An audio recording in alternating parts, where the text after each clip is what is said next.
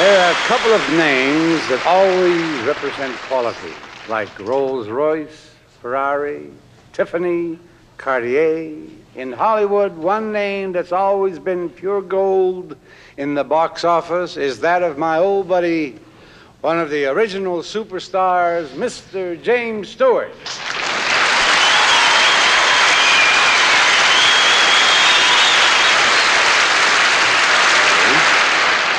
Thank you, Dean.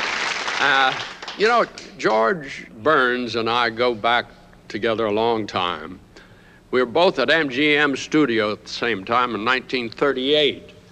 And in those days, I was a romantic juvenile, and in those days, George Burns was an old man. And it's just amazing that now, 40 years later, we're both still at it. Only now I'm the old man and George is the romantic juvenile.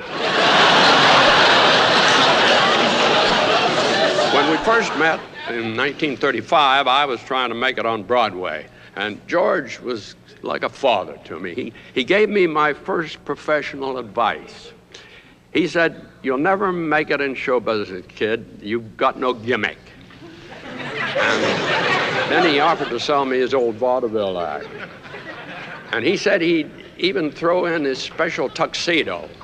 And what made the tuxedo special was it had rubber-lined pockets. And when I asked him what the rubber-lined pockets were for, he said, "That's where you keep the fish." And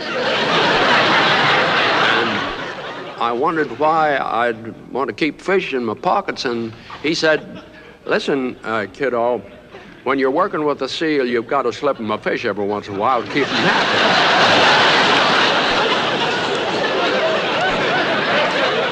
Yeah, George was going to talk his old vaudeville partner into coming out of retirement.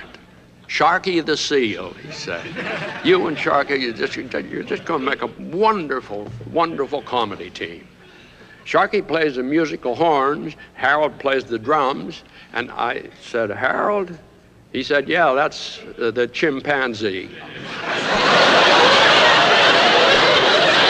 When I asked George what I did in the act, he said, "You throw the fish and bananas."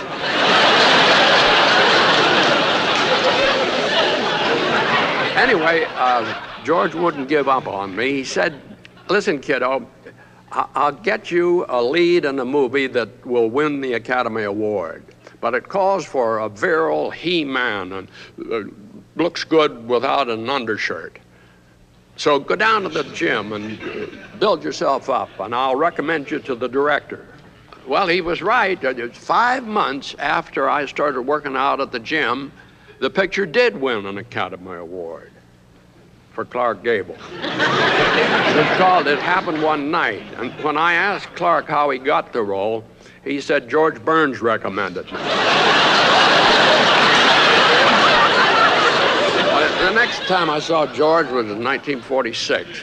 I'd been nominated for an Oscar for It's a Wonderful Life, and I lost. But George came up to me, like the good friend he is, and he whispered something encouraging. It was a very good advice. He said, "I told you you'd never make it in a show business until you had another talent on the side, like Gene Kelly and Fred Astaire."